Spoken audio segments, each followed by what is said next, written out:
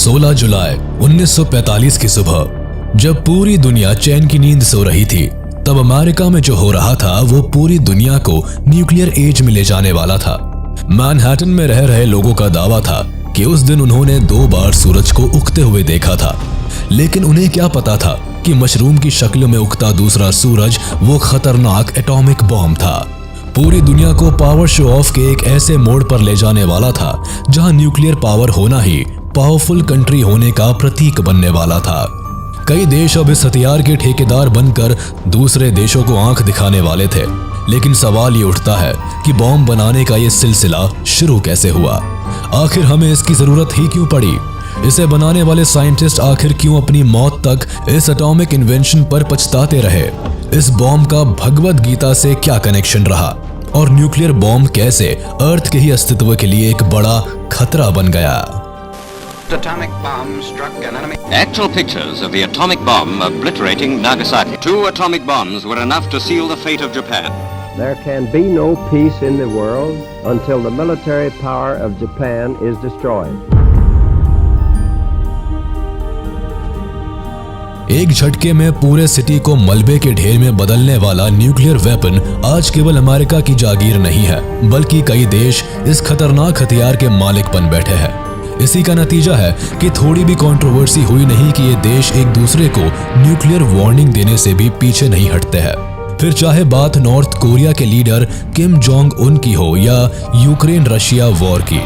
Advance nuclear bomb जहां एक तरफ पावरफुल वेपन है, वहीं दूसरी तरफ ये कभी ना खत्म होने वाली बर्बादी का औजार है। इसे बनाने की होड़ तो अमेरिका ने फर्स्ट वर्ल्ड वॉर शुरू होते ही कर दी थी और इसकी टेस्टिंग हुई जब अमेरिका ने हिरोशिमा और नागासाकी पर अटैक कर दिया, जिसके साथ वर्ल्ड वॉर 2 समाप्त हुआ।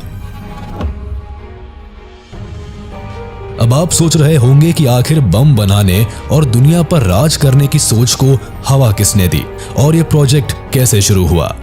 इस डिस्ट्रक्टिव वेपन को डेवलप करने की नींव वर्ल्ड वॉर 1 के बाद ही रख दी गई थी। वर्ल्ड वॉर 1 में नुकसान हालांकि सभी देशों को हुआ, लेकिन जर्मनी को इस युद्ध में सिर्फ नुकसान ही नहीं बल्कि बहुत ही ज्यादा बेइज्जती का सामना करना पड़ा। जर्मनी में इस दौरान बहुत से बदलाव देखने को मिले। सत्ता पलटी और वहां की साइंटिस्ट कम्युनिटी भी अब पावरफुल वेपन्स बनाने के लिए तत्पर हो गई। लेकिन ऐसा नहीं था कि सिर्फ जर्मनी को न्यूक्लियर फिजन का ज्ञान था। फेसिज्म की वजह से भाग निकले बाकी जर्मन साइंटिस्ट को भी न्यूक्लियर फिजिक्स का नॉलेज था। दूसरी तरफ जर्मनी के महान वैज्ञानिक सर हाइजेनबर्ग भी जर्मनी के बेइज्जती से काफी दुखी थे। हालांकि हिटलर जिस तरह रूल कर रहा था वो हाइजेनबर्ग को भी नहीं पसंद था, लेकिन जर्मनी को वर्ल्ड पावर बनाने का सपना उनका भी था। इसी बीच साइंटिस्ट वर्नर हाइजेनबर्ग को नोबेल प्राइज से भी नवाजा गया, जो क्वांटम फिजिक्स में बहुत अच्छी पकड़ रखते थे। वो अपने अनसर्टेनिटी प्रिंसिपल से विज्ञान जगत में पहले ही काफी मशहूर थे, लेकिन वो अकेले ही जर्मन साइंटिस्ट नहीं थे जो बड़े इन्वेंशंस को जन्म दे रहे थे, बल्कि अपनी शिक्षा इंटेलेक्चुअल्स के लिए मशहूर यूरोप में James Chadwick, Niels Bohr, Enrico Fermi और ओटो हान जैसे कई टैलेंटेड साइंटिस्ट थे जो न्यूक्लियर फिजिक्स पर ही काम कर रहे थे।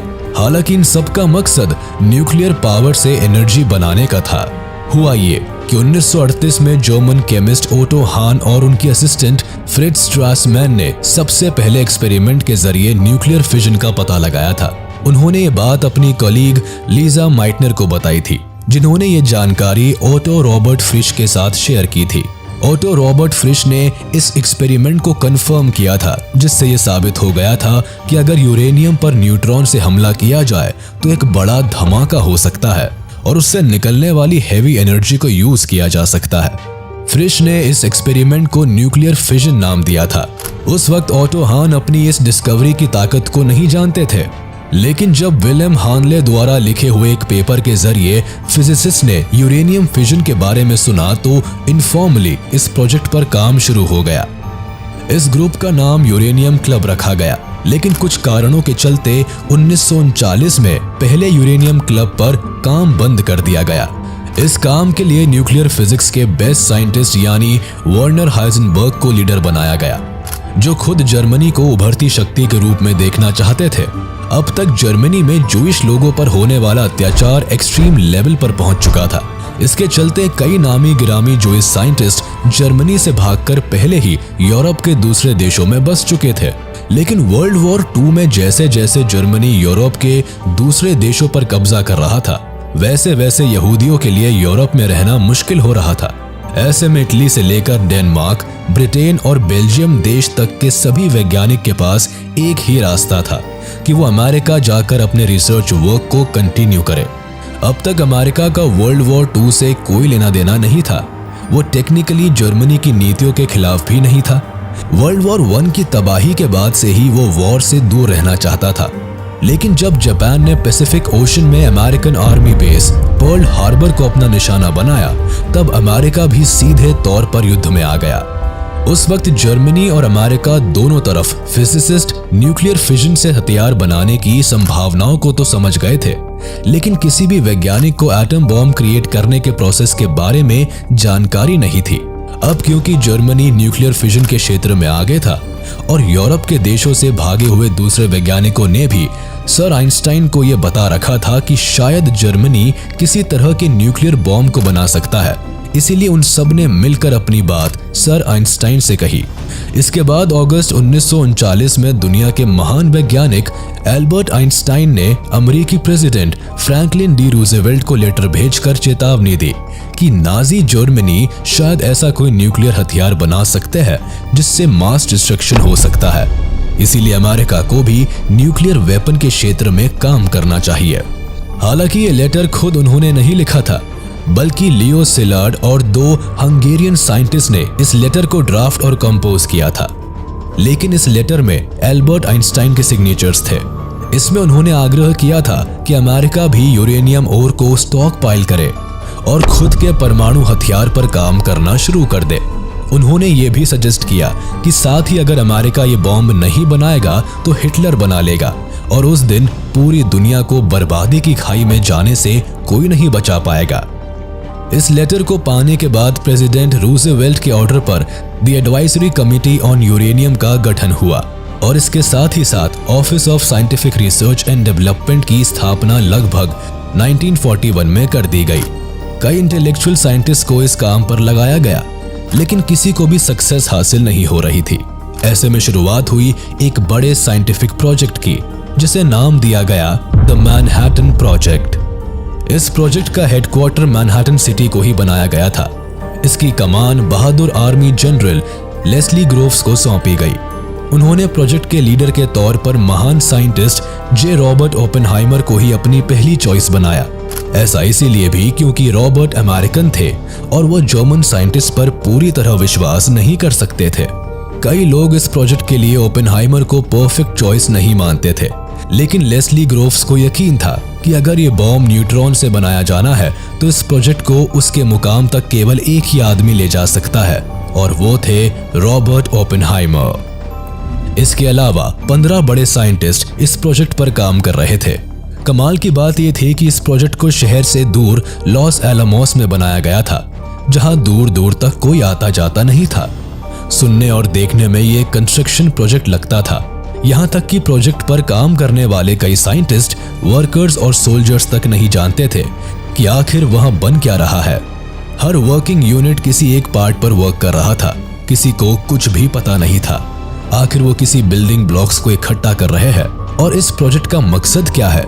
बॉम्ब को बनाने की स्ट्रैटेजी को इतना सीक्रेट रखा गया था कि किसी को कानो कान खबर नहीं थी। फिर भी न्यूक्लियर फिजन के वर्क प्रोसेस और टेक्नोलॉजी की जानकारी अब दुनिया के लगभग सभी फर्स्ट वर्ल्ड कंट्रीज के पास थी। अमेरिका के न्यूक्लियर रेस में कूदते ही बॉम्ब बनाने की हवा ब्रिटेन और जापान तक भी जा पहुंची। न्यूक्लियर फिजन की इंफॉर्मेशन अब दुनिया के सभी बड़े साइंटिस्ट के पास थी, इसीलिए सभी देश सबसे पहले एटॉमिक बॉम्ब बनाना चाहते थे।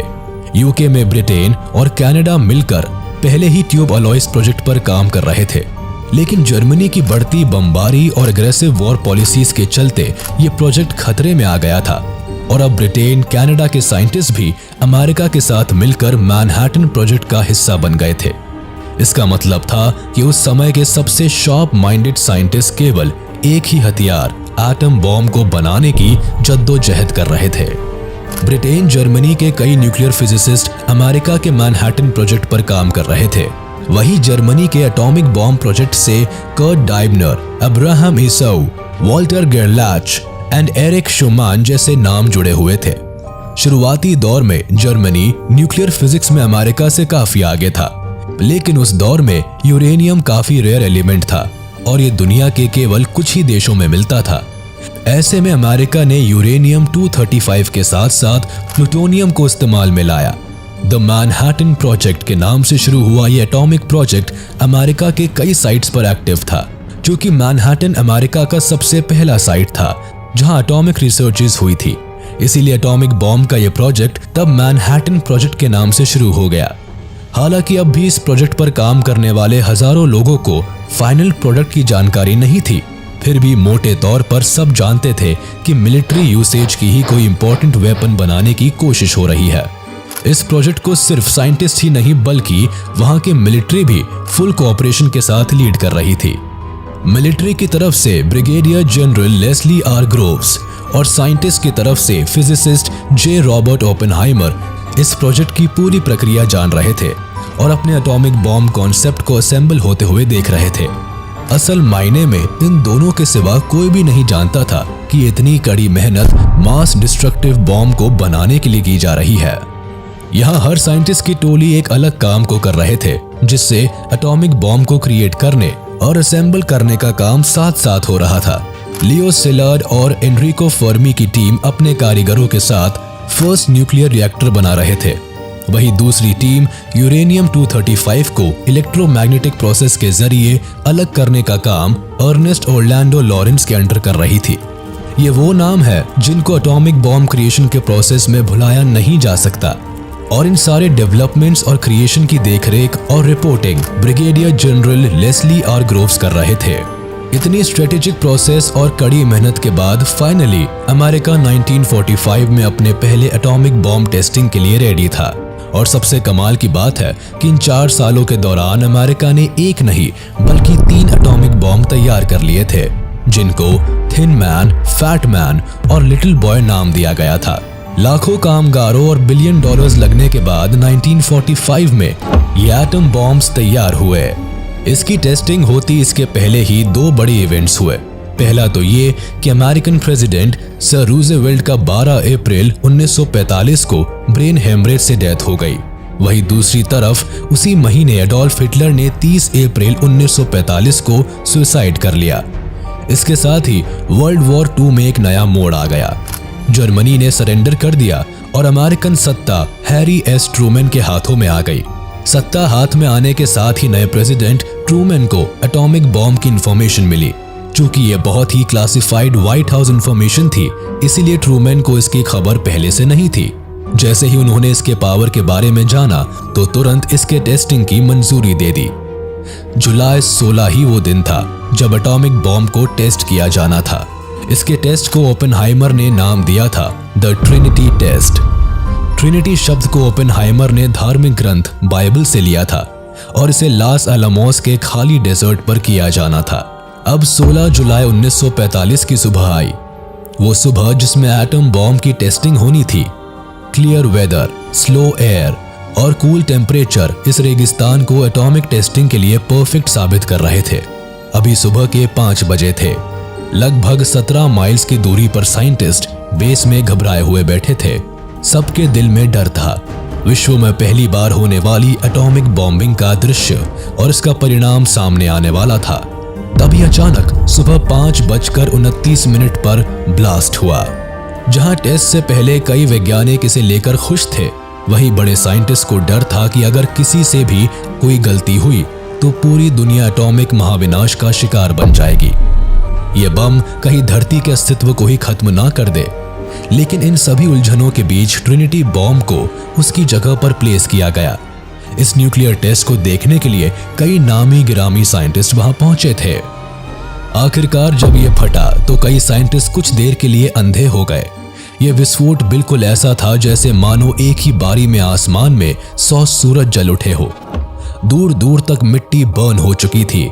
होराइजन्स में धुएं का बड़ा बादल था और ये विस्फोट एक मशरूम की शक्ल ले चुका था। इसके फटने के चंद सेकंड्स बाद ही पूरे रेगिस्तान में एक असहनीय गर्मी की लहर दौड़ गई थी। जिस लोहे के टावर पर बॉम्ब को रखा गया था वो पिघलकर जमीन पर गिर गया था।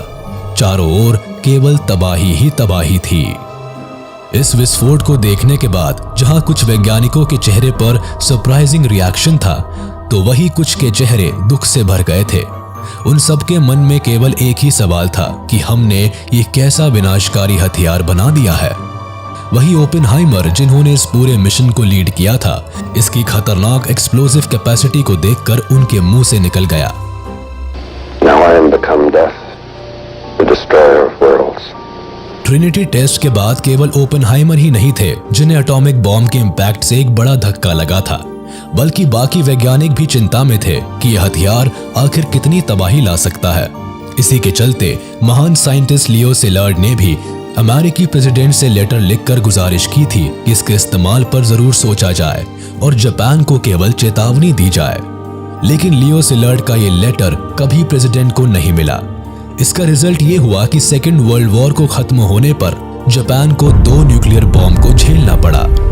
दरअसल हुआ ये था कि 30 अप्रैल 1945 में हिटलर ने खुद को गोली मारकर मौत को गले लगा लिया था, जिसके बाद जर्मनी ने भी सरेंडर कर दिया।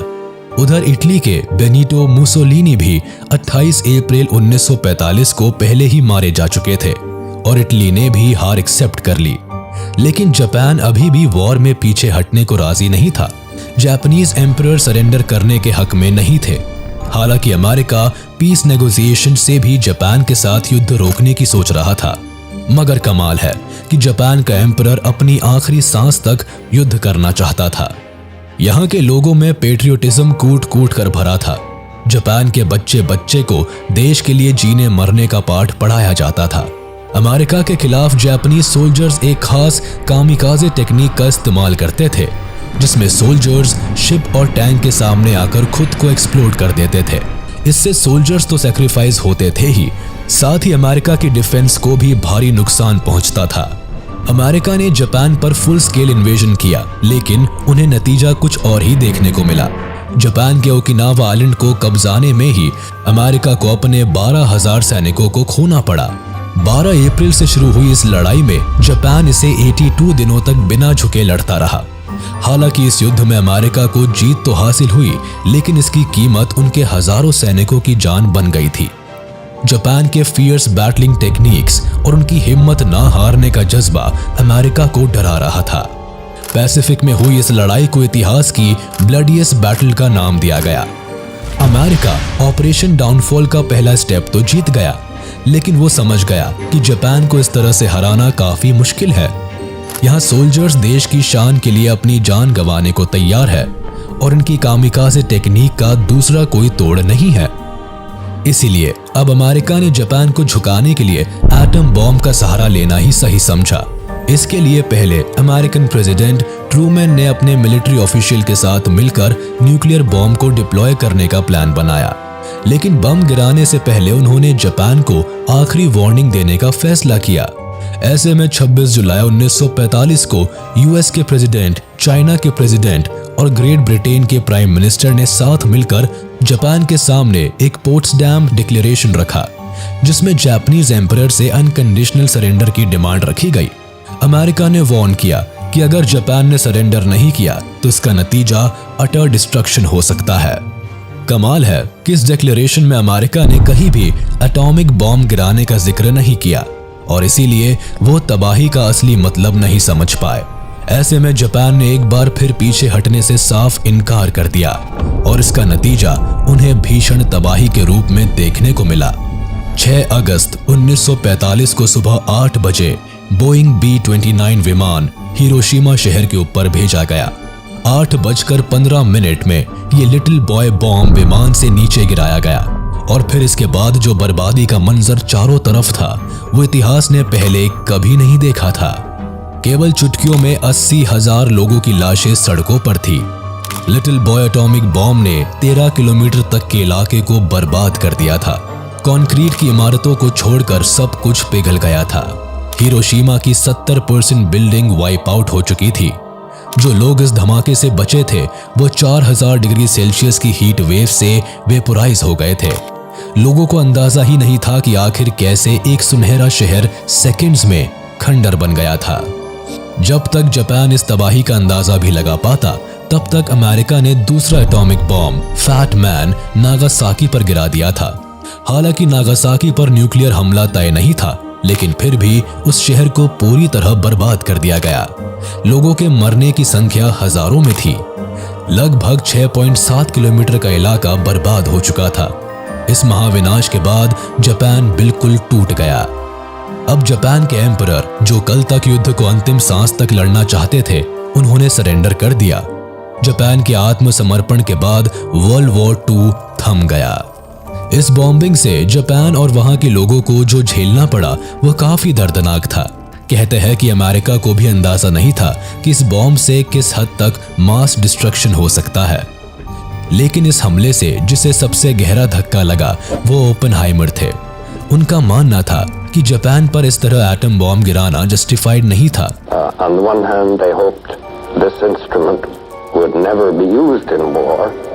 वो इस कंफ्यूजन में थे कि क्या ये बॉम्ब बनाना सही था, लेकिन वो ये भी समझते थे कि अगर वो इसे इजाद नहीं करते तो हिटलर कर लेता और फिर यह हमला अमेरिका पर भी हो सकता था। कुछ ऐसा ही पछतावा एल्बर्ट आइंस्टाइन को भी था। वो सोचते थे कि शायद वो लेटर लिखकर रूजवेल्ट को बॉम्ब बनाने की चेतावनी ना देते। साथ ही बॉम्ब पर काम करने वाले दूसरे साइंटिस्ट भी अपनी इस इन्वेंशन पर पछताते रहे। वो सब समझ चुके थे कि दुनिया अब न्यूक्लियर फेज में प्रवेश कर चुकी है और बाकी देश भी अब खतरनाक हथियार बनाने की रेस में शामिल होने वाले हैं। खैर, उनके इस डर को सच बनने में ज्यादा टाइम नहीं लगा। दरअसल बॉम्ब बनाने की होड़ में पहली सफलता यूएसएसआर को हाथ लगी, जिन्होंने युद्ध के 4 सालों बाद ही अपना न्यूक्लियर बॉम्ब तैयार कर लिया था। इसका नाम फर्स्ट लाइटनिंग रखा गया था और यह अमेरिका के फैटमैन बॉम्ब के डिजाइन पर ही बनाया गया था। लेकिन इंटरेस्टिंग ये है कि न्यूक्लियर बॉम्ब बनाने के बाद भी यूएसएसआर यानी रशिया और अमेरिका रुके नहीं। इन दोनों देशों ने कुछ साल बाद दुनिया का सबसे विनाशकारी हाइड्रोजन बॉम्ब बनाए।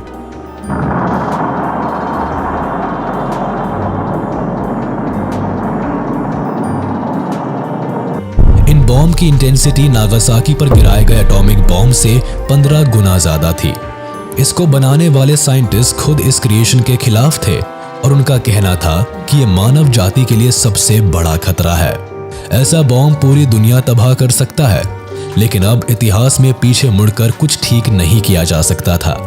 इसी के साथ वर्ल्ड एडवांस बॉम्ब टेक्नोलॉजी की तरफ बढ़ गया था और अब सभी देश बॉम्ब पर बॉम्ब बनाने लगे थे। इस होड़ पर ओपेनहाइमर का भी कहना था कि हाइड्रोजन बॉम्ब भले कोई भी देश बनाए, लेकिन ये बेहद खतरनाक है और नो डाउट यूएसएसआर की देखा देखी अमेरिका भी बॉम्ब को बनाएगा। कट टू प्रेजेंट, अगर मॉडर्न डे की बात की जाए तो आज दुनिया में 9 देश न्यूक्लियर बॉम्ब बनाने और वॉर में उसे यूज करने की क्षमता रखते हैं। इन देशों में हमारे देश भारत का नाम भी शामिल है, जिसने अपना पहला न्यूक्लियर टेस्ट मई 18, 1974 में पोखरण में किया था। अब तक कहानी देखकर आपको इस बात का एहसास तो हो गया होगा कि आखिर वर्ल्ड वॉर 2 और एटम बॉम्ब का क्रिएशन दुनिया के लिए कितना खतरनाक रहा। लेकिन जब हम इन इवेंट्स को डीपली एनालाइज करते हैं तो पता लगता है कि हिटलर द्वारा यहूदियों पर अत्याचार ने ही न्यूक्लियर बॉम्ब को जन्म दिया। ऐसा क्योंकि एल्बर्ट आइंस्टाइन सहित मैनहट्टन प्रोजेक्ट पर काम करने वाले 15 साइंटिस्ट में से 12 यहूदी थे, जिन्होंने यूरोप को छोड़कर हिटलर के खिलाफ इस प्रोजेक्ट पर काम किया था। इन अ नटशेल, न्यूक्लियर फिजन का खोज तो दुनिया को प्रकाश देने के लिए किया गया था। साइंटिस्ट इसके द्वारा इलेक्ट्रिसिटी और एनर्जी प्रोड्यूस करने के नए आयामों को ढूंढना चाहते थे, लेकिन वर्ल्ड वॉर की स्थिति ने इस इन्वेंशन को दूसरा रास्ता दिखा दिया। वो रास्ता जिसने अमेरिका को एटम बॉम्ब के क्रिएशन तक पहुंचा दिया और उनकी देखा देखी पहले यूएसएसआर और बाद में कई और भी देशों ने एटॉमिक पावर बनने की होड़ शुरू कर दी। इसी के साथ हम आपसे विदा लेते हैं। हम जल्द हाजिर होंगे एक नए टॉपिक के साथ। वीडियो अच्छी लगी हो तो इसे लाइक शेयर जरूर करें।